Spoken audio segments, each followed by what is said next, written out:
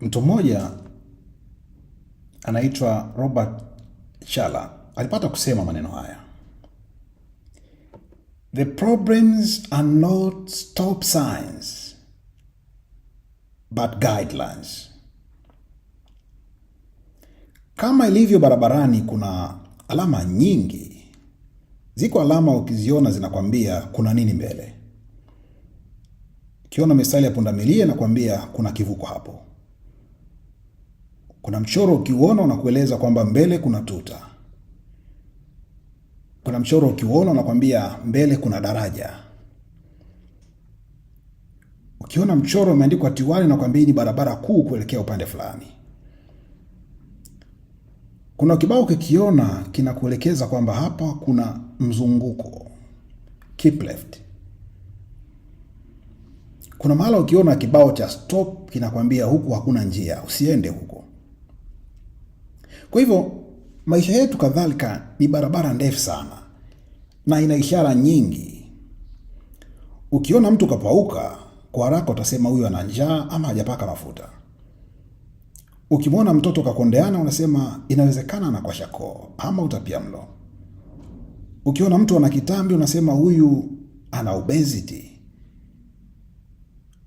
Ukiona kakunja sura unaelewa huyu kakasirika ama hajafurahia.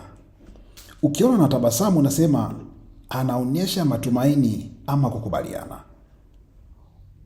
Ukiona vijana milegezo mingi wakaidi unafahamu kwamba hapa malezi yalikuwa tatizo.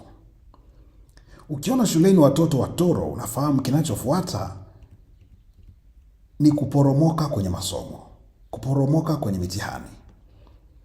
Ukiona biashara haina wateja unafahamu hapa kinachofuata ni kufunga biashara. Ukiona jua kali wakati wa kilimo unafahamu hapa njaa haikwepeki na kadhalika. Kwa hiyo barabara ya maisha ina alama nyingi zinazohitaji kuzingatiwa. Hata hivyo, watu wengi hatuzingatii na ndio sababu mara kadhaa tunajikuta matatani. Tatizo sio wingi wa ishara hizo, bali ni miongozo ya ishara hizo. Mathalan, unaambiwa una sukari, usile vitu vya sukari, lakini wewe kutwa kucha ndio chakula chako. Hapa kinachokusumbua sio wingi wa miongozo ya kutafuta au kufuata ili ubakie salama, ila ni uadilifu kuendana na miongozo hiyo.